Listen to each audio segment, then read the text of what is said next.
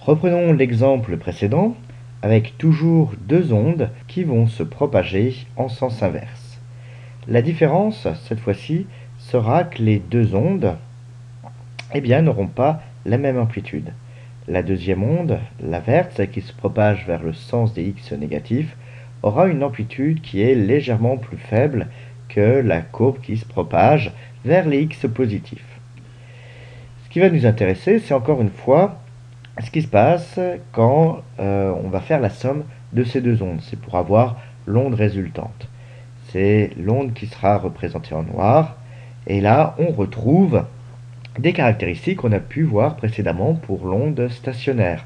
C'est-à-dire que le battement des deux premières ondes se propageant dans des directions différentes crée une onde résultante dont l'amplitude peut être plus forte que les ondes qui la composent. Par contre, par rapport à l'onde stationnaire qu'on avait vue quand les deux ondes la composant avaient la même amplitude, on s'aperçoit ici que l'onde résultante se déplace dans la direction des x.